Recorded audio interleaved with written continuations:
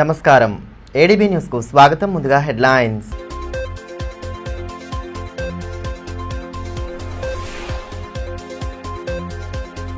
పాక్పై జరుగుతున్న పోరులో భారత సైన్యానికి మద్దతుగా సంఘీభావ ర్యాలీ ఈ నెల 12న నిర్వహించనున్నామని మాజీ మంత్రి జోగురామన్న వెల్లడి. భారీ సంఖ్యలో హాజరు కావాలని పిలుపు.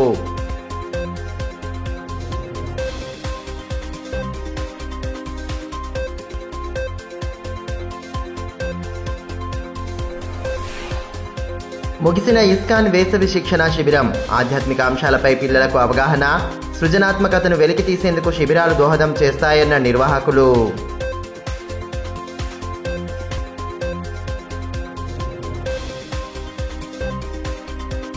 భారత సైన్యానికి మద్దతుగా బీఆర్ఎస్ పార్టీ తరపున ఈ నెల 12వ తేదీన సంఘీభావ ర్యాలీ నిర్వహించనున్నట్లు మాజీ మంత్రి జోగురామన్న తెలిపారు. ప్రజలు ర్యాలీలో పెద్ద సంఖ్యలో పాల్గొని దేశ సైన్యానికి మద్దతు తెలపాలని స్థానికంగా ఏర్పాటు చేసిన సమావేశంలో ఆయన పిలుపునిచ్చారు. పాకిస్తాన్తో భారత్ యుద్ధం జరుగుతున్న వేళ భారత సైన్యానికి అండగా నిలుస్తూ వారికి సంపూర్ణ మద్దతు ప్రకటించేలా బీఆర్ఎస్ పార్టీ కార్యాలయం నుండి భారీ ర్యాలీ నిర్వహించనున్నట్లు మాజీ మంత్రి జోగురామన్న తెలిపారు. శనివారం స్థానిక పార్టీ కార్యాలయంలో ఏర్పాటు చేసిన సమావేశంలో పార్టీ ముఖ్య నేతలకు పలు సూచనలు చేశారు. భారత్ పాకిస్తాన్ మధ్య యుద్ధం జరుగుతున్న నేపథ్యంలో దేశ సైనికుల త్యాగ నిరతిపై ప్రశంసల వర్షం కురిపించారు. సమావేశంలో నాయకులు విద్యగిరి నారాయణ, అజయ్, యూనుస్ అక్బానీ, సాజిదోద్దీన్, మెట్టు ప్రహ్లాద్, లింగారెడ్డి తదితరులు పాల్గొన్నారు. ఈ నెల 12వ తేదీన సాయంత్రం 5 గంటలకు చేపట్టనున్న ర్యాలీలో శ్రేణులు, ప్రజలు పెద్ద సంఖ్యలో పాల్గొనాలని ఈ సందర్భంగా మాజీ మంత్రి జోగురామన్న పిలుపునిచ్చారు. పార్టీ కార్యాలయం నుండి ర్యాలీ ప్రారంభమై పట్టణ ప్రధాన వీధుల గుండా కొనసాగుతుందని పేర్కొన్నారు. అంబేద్కర్ చౌక్లో మానవహారం చేపట్టి అమరవీరులకు నివాళి అర్పిస్తామని వివరించారు. పార్టీలకు అతీతంగా ర్యాలీలో పెద్ద సంఖ్యలో పాల్గొని జాతీయ భావాన్ని చాటాలని పిలుపునిచ్చారు. అమరులైనటువంటి వారికి శ్రద్ధాంజలితో పాటు తర్వాత అయితే పాకిస్తాన్ ఇండియాకి సంబంధించినటువంటి ఏదైతే యుద్ధం జరుగుతుందో ఆ యుద్ధంలో కూడా కొంతమంది స్వర్గస్థులైనారు. వారికి కూడా శ్రద్ధాంజలి ఘటిస్తూ దానికి అన్నిటికంటే ముఖ్యం ఈరోజు భారత జాతీయత, భారత సమైక్యతావాదాన్ని మరి మన వీర జవాన్లకు, మన సైన్యానికి, మరి పాక్ సైన్యం మీద, టెర్రరిస్టుల పైన, ఉగ్రవాదుల యొక్క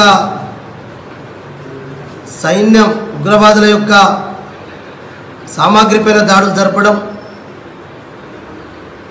అటువంటి సందర్భంలో భారతదేశం సంబంధించినటువంటి సైనికులు అందరూ కూడా ధైర్య సాహసాలతో పోరాడుతున్నారు. వారికి మనం అందరం కూడా కులాలకు, మతాలకు, పార్టీలకు అతీతంగా భారతదేశం అంతా ఒకటే, మేమంతా భారతీయులమే, ఇలా జాతి సమైక్యత కొరకు, జాతీయవాదం కొరకు మేమందరం కూడా వారికి ఇంకా ధైర్యాన్ని ఇస్తూ వారికి మద్దతు తెలియజేస్తున్న ఉద్దేశంతో ఎల్లుండి సోమవారం సాయంత్రం 5 గంటలకు మా బీఆర్ఎస్ పార్టీ కార్యాలయం నుంచి ర్యాలీగా అందరూ, దీంట్లో రిటైర్డ్ మిలిటరీ వాళ్ళు కూడా విత్ వాళ్ళ డ్రెస్తో వాళ్ళు ముందర రోజులు ఉంటారు. మా పార్టీ కాకుండా మిగతా సపోర్టర్స్ కూడా ఉంటారు. కాబట్టి 5 గంటలకు సోమవారం నాడు సాయంత్రం ర్యాలీ ఇక్కడ నుంచి మొదలవుతుంది. మా పార్టీ ఆఫీస్ నుంచి కుమ్రంభీం చౌరస్తా, తెలంగాణ తల్లి చౌరస్తా, వినాయక్ చౌక్, అక్కడ ఏదైతే అమరుల యొక్క స్తూపాన్ని శ్రద్ధాంజలి ఘటిస్తూ దేవిచంద్ చౌక్, గాంధీ చౌక్, అంబేద్కర్ చౌక్లో 4 మాటలు మాట్లాడి కార్యక్రమాన్ని అక్కడ ముగిస్తాం. కాబట్టి దయచేసి దీంట్లో జాతీయత, సమైక్యతావాదాన్ని, మేమందరం భారతీయులమే, మేమందరం కూడా భారతదేశం యొక్క సైన్యానికి, మిలిటరీకి మేమందరం పూర్తిగా మద్దతు తెలుపుతూ ఇంకా మీకు ఇంకా ఇటువంటి శక్తిని భగవంతుడు ఇవ్వాలని చెప్పి కూడా మేము భగవంతుడితోటి, అల్లాతోటి, యేసుప్రభుతోటి అందరితో కూడా ప్రార్థిస్తాం. అందుకొరకు ఈ కార్యక్రమంలో పెద్ద ఎత్తున ప్రజలందరూ మరి పాల్గొని విజయవంతం చేయాలని చెప్పి ప్రజలందరికీ నేను విజ్ఞప్తి చేస్తున్నాను. జిల్లా కేంద్రంలోని ఇస్కాన్ ఆలయంలో గత 2 రోజులుగా నిర్వహిస్తున్న వేసవి శిక్షణ శిబిరం శనివారం ముగిసింది. ఆధ్యాత్మిక అంశాలపై పిల్లలకు 2 రోజుల పాటు శిక్షణ అందించగా చిన్నారుల్లో దాగి ఉన్న సృజనాత్మకతను వెలికితీసేందుకు ఇటువంటి శిబిరాలు దోహదం చేస్తాయని ప్రణవానంద ప్రభుజీ తెలిపారు. చిన్నారులకు ఆధ్యాత్మికత గురించి తెలిసేలా వేసవిలో 2 రోజుల పాటు ఉచిత శిక్షణ శిబిరాన్ని నిర్వహించినట్టు ఇస్కాన్ టెంపుల్ ప్రతినిధి ప్రణవానంద ప్రభుజీ తెలిపారు. పట్టణంలోని ఇస్కాన్ ఆలయంలో 2 రోజులుగా జరుగుతున్న వేసవి శిక్షణ శిబిరం శనివారం ముగిసింది. శిబిరంలో భాగంగా పిల్లలకు ఆధ్యాత్మిక క్రీడలు, డ్రాయింగ్, పెయింటింగ్ తదితర అంశాలపై శిక్షణ అందించగా దాదాపు 100 మంది వరకు హాజరయ్యారు. శిబిరం ముగింపును పురస్కరించుకొని శ్రీకృష్ణుడి ప్రవచనాలు, గీతాలను ఆలపించారు.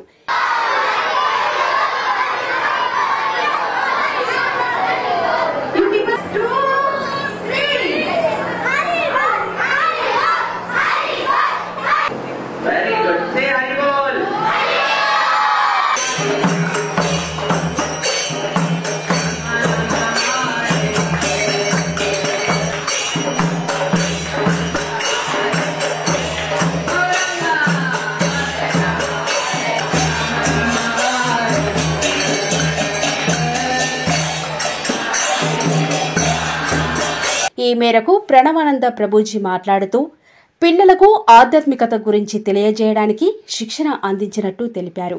పిల్లల్లో దాగి ఉన్న సృజనాత్మకతను వెలికితీసేలా శిబిరం కొనసాగిందని పేర్కొన్నారు. అదేవిధంగా ఆదివారం శ్రీ లక్ష్మీ నరసింహస్వామి జయంతి సందర్భంగా ఇస్కాన్ ఆలయంలో ప్రత్యేక పూజలు జరపనున్నామని భక్తులు పెద్ద సంఖ్యలో హాజరు కావాలని కోరారు. ఇస్కాన్ ఆదిలాబాద్ తరపున మనం 2 రోజుల సమ్మర్ క్యాంప్ పిల్లల కోసం ఇక్కడ ఇస్కాన్ టెంపుల్లోనే చేస్తున్నాము. ఇక్కడ ప్రొద్దున నుంచి సాయంత్రం వరకు వివిధ ఆధ్యాత్మిక కార్యక్రమాలతో పిల్లలకి వివిధ రకములైన టాలెంట్స్ని నేర్పించే ప్రయత్నం చేస్తున్నాము. అలా పిల్లలు నిన్న చాలా ఆధ్యాత్మికమైన గేమ్స్ ఆడారు. దాంతోపాటు మంచి శ్లోకాలు నేర్చుకుంటున్నారు, పెయింటింగ్ నేర్చుకుంటున్నారు, దాని తర్వాత చక్కగా కీర్తన చేయటం నేర్చుకుంటున్నారు, పబ్లిక్ స్పీకింగ్ నేర్చుకుంటున్నారు. దాంతోపాటు మిగతా వాళ్ళందరికీ కూడా ఎలా దేశం పట్ల, ధర్మం పట్ల ఒక బాధ్యత మనకి రావాలి అని, ఎలా మనం ఇంకా మంచి పిల్లలుగా చదువుకోవటంలో కాకుండానే తల్లిదండ్రుల పట్ల రెస్పెక్ట్, సమాజం పట్ల కర్తవ్యం, వీటన్నిటినీ నేర్పించే ఒక కార్యక్రమం మనం ఇక్కడ చేస్తున్నాం. ఈరోజు చిట్ట చివరి రోజు. మళ్ళీ వచ్చే సంవత్సరం కూడా ఆదిలాబాద్లో ఉండే పిల్లలందరూ ఈ కార్యక్రమంలో పాల్గొనాలి అని ఆహ్వానిస్తున్నాం. హరే కృష్ణ. రేపు మనకి నృసింహ జయంతి అనే ఉత్సవం జరుగుతుంది. రేపు సాయంకాలం పూట ఇక్కడ ఇస్కాన్ ఆదిలాబాద్లో 5 గంటల నుంచి కార్యక్రమం ఉన్నది. నృసింహస్వామి వారి యొక్క ఆవిర్భావ దినోత్సవం అన్నమాట. కాబట్టి మీరందరూ కూడా వచ్చి ఆ కార్యక్రమంలో పాల్గొన్నారు. పట్టణంలోని తాంసీ బస్టాండ్ సమీపంలో గల హనుమాన్ ఆలయంలో చోరీ జరిగింది. ఈ ఘటనలో దేవతామూర్తుల విగ్రహాలపై ఉన్న వెండి ఆభరణాలను దుండగులు దొంగిలించినట్లు నిర్వాహకులు తెలిపారు. పోలీసులు ఘటనా స్థలానికి చేరుకుని ఆధారాలను సేకరించారు. జిల్లా కేంద్రంలోని తాంసీ బస్టాండ్ సమీపంలో గల హనుమాన్ ఆలయంలో చోరీ జరిగింది. ఉదయం ఆలయానికి వచ్చి చూడగా తాళం పగలగొట్టి ఉండడంతో నిర్వాహకులు వెంటనే పోలీసులకు సమాచారం అందించారు. దేవతామూర్తుల విగ్రహాలపై అలంకరించిన వెండి ఆభరణాలు చోరీకి గురైనట్టు గుర్తించారు. ఈ విషయమై 2 టౌన్ పోలీసులకు ఫిర్యాదు చేయగా డాగ్ స్క్వాడ్ బృందంతో తనిఖీ చేశారు. దాదాపు 30 నుండి 40 వేల విలువైన వెండి ఆభరణాలు చోరీకి గురైనట్టు ఆలయ నిర్వాహకులు సుమిత్ తెలిపారు. శనివారం ఉదయం 6 గంటల ప్రాంతంలో అర్చకులు రాజు ఆలయానికి రాగా అప్పటికే ఆలయ తాళం పగలగొట్టి ఉండటాన్ని గమనించినట్టు తెలిపారు. హనుమాన్ విగ్రహానికి అలంకరించిన కండ్లు, గద, ముఖంతో పాటు పార్వతీదేవి విగ్రహానికి ఉన్న కిరీటం, కండ్లు, అలాగే గణపతి విగ్రహానికి ఉన్న కిరీటాలు కనిపించడం లేదని, వెండితో చేసిన వస్తువులు కావడంతో వాటిని దొంగతనం చేశారని పేర్కొన్నారు. పోలీసులు త్వరలోనే దొంగలను పట్టుకుంటామని చెప్పినట్టు పేర్కొన్నారు. ये हमारा घरेलू मंदिर है, इसको बोलते हैं हनुमान मंदिर।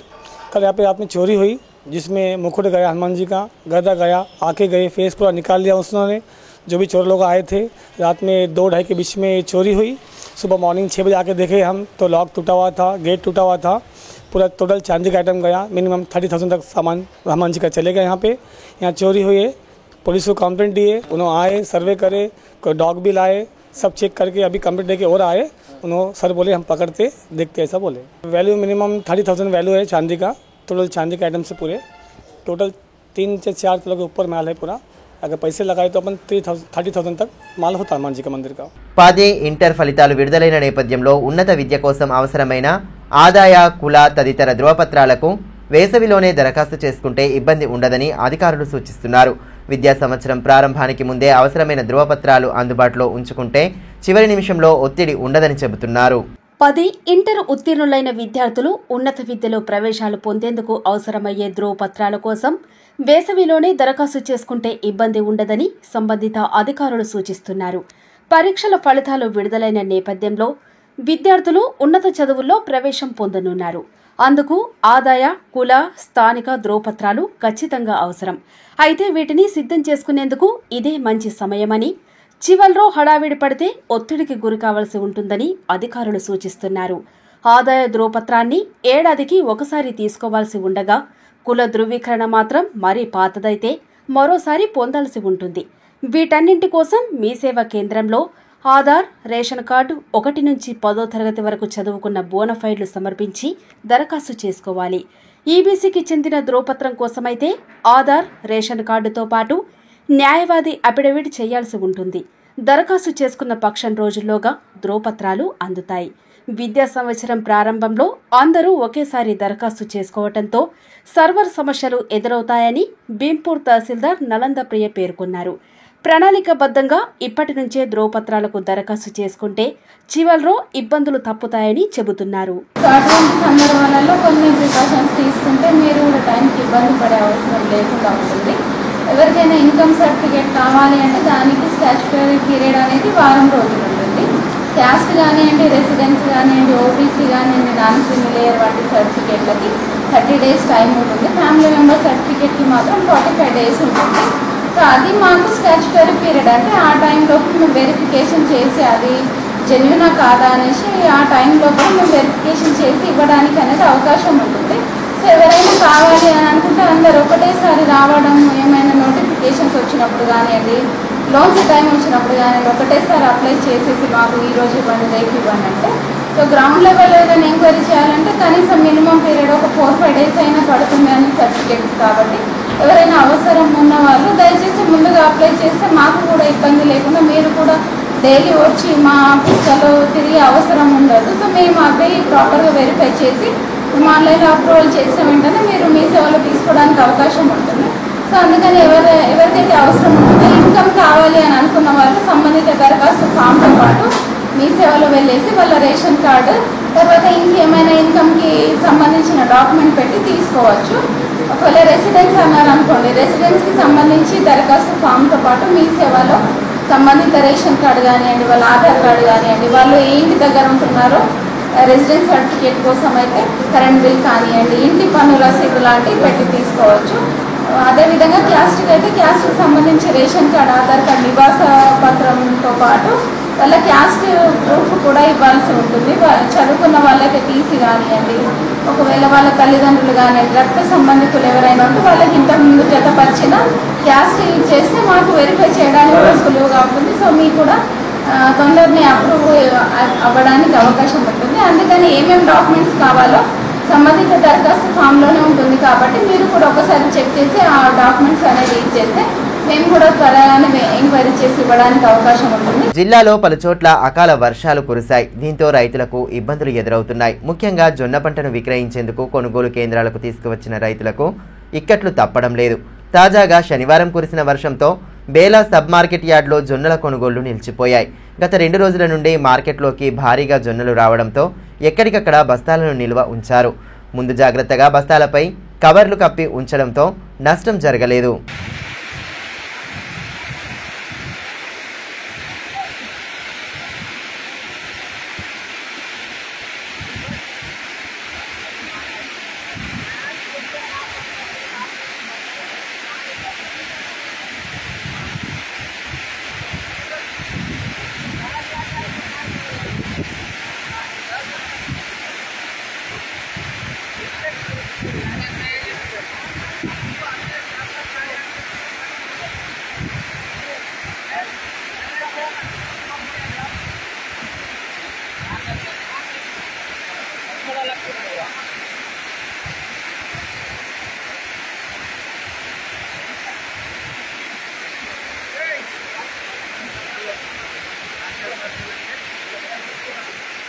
తెలంగాణలోని మార్కెట్లలో విక్రయించేందుకు మహారాష్ట్ర నుండి జొన్నలను అక్రమంగా తరలిస్తున్న వాహనాలను పట్టుకున్నట్లు జైనత్ సిఐ డి సాయినాథ్ తెలిపారు.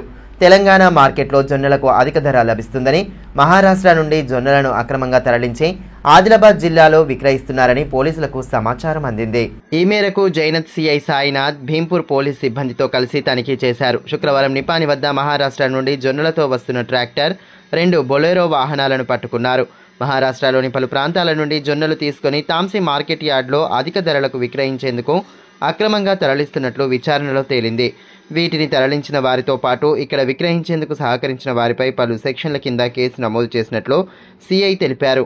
భీంపూర్ ఏఓ శ్రీనివాస్, ఏఈఓ సాయి ప్రసాద్ సమక్షంలో ట్రాక్టర్, బొలెరో వాహనాలను సీజ్ చేసినట్లు తెలిపారు. ఆదిలాబాద్ నుంచి హజ్ యాత్రకు వెళ్లే యాత్రికులకు స్థానికులు శుక్రవారం ఈద్గా మైదానంలో ఘనంగా వీడ్కోలు పలికారు. యాత్రికులను శాలువాలు, పూలమాలలతో సత్కరించారు. అంతకుముందు ప్రత్యేక ప్రార్థనలు చేశారు. జిల్లా హజ్ సొసైటీ తరపున యాత్రికులను సత్కరించి సాగనంపారు. ముస్లిం మత పెద్దలు జెండా ఊపి హజ్కు వెళ్తున్న ప్రయాణికుల బస్సును ప్రారంభించారు. ఎలాంటి అవాంతరాలు, అవరోధాలు రాకుండా అల్లా దయ వల్ల యాత్ర విజయవంతం కావాలని ఆకాంక్షించారు.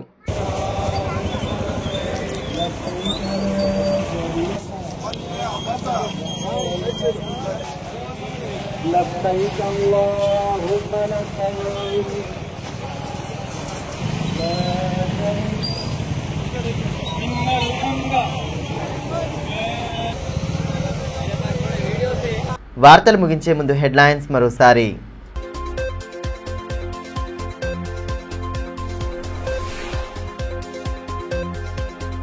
పాక్పై జరుగుతున్న పోరులో భారత సైన్యానికి మద్దతుగా సంఘీభావ ర్యాలీ ఈ నెల 12న నిర్వహించనున్నామని మాజీ మంత్రి జోగురామన్న వెల్లడి.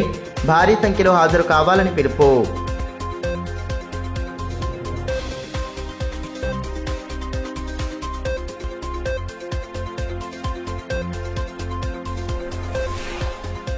ముగిసిన ఇస్కాన్ వేసవి శిక్షణ శిబిరం. ఆధ్యాత్మిక అంశాలపై పిల్లలకు అవగాహన, సృజనాత్మకతను వెలికి తీసేందుకు శిబిరాలు దోహదం చేస్తాయన్న నిర్వాహకులు.